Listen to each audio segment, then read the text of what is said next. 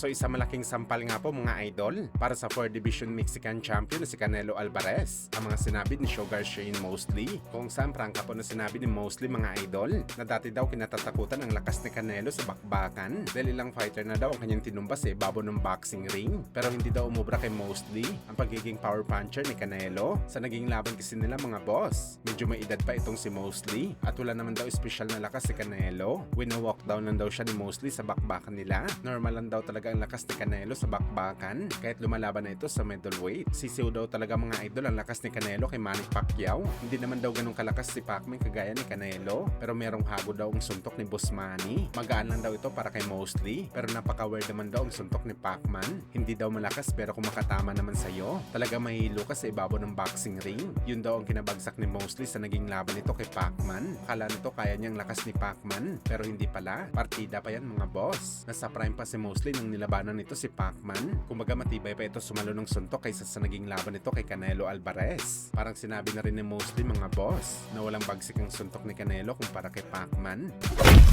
Samantala na Uya Inoue, ready na daw ito na bitawan ang kanyang mga titulo sa 122 pounds. Pagdating ng February sakaling ayaw lumaban ni GC Bam Rodriguez. Wala na daw interes si Inoue na lumaban pa sa 122 pounds. Pipilitin na daw nito maging champion sa 126. So ibig sabihin nito mga idol, kahit pangalanan pa ng mandatory si Casimero ng WBO Super Bantamweight Division, wala pa rin siya pag-asa na makalaban si Inoue dahil wala na interes ang Hapones sa 122 pounds. Tila hindi totoo mga boss ang sinabi ng manager ni Inoue na si Mr. Ohashi na kung tuloy-tuloy lang daw ang pagpapanalo ni Ala sa bakbakan. Baka posible daw ito palaga ni Inoue. Pero ang totoo mga boss, malabo na talaga.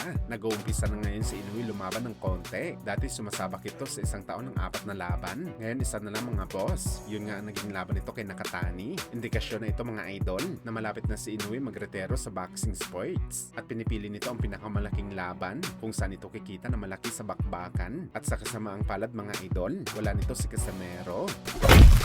Sa kabilang banda naman mga boss, Keishan Davis binansagan ang biggest duck sa history ng boxing sports. Matapos ito umayaw sa laban kay Devin Haney dahil kulang daw ang bayad sa kanya na 2.2 million US dollars. Gusto nito ng minimum na 5 million sa laban kung saan marami nga po ng mga boxing fans ang nagbatikos kay Keishan Davis. Aniya takot daw ito lumaban kay Haney. Maliit man daw ang tatanggapin nito na pera sa laban kay Haney Boy. Pero isang breakthrough naman ito para kay Keishan Davis. Matapos nito talunin si Haney, baka maging face of boxing ito. Pero umayaw ito lumaban at isa lang daw ibig sabihin nito mga idol. Talagang duckers daw talaga si Keishan Davis. Ginawang alibay lang daw ang pera pero ayaw talaga nito lumaban kay Boy Ilong. Ano sa tingin nyo dito mga boss?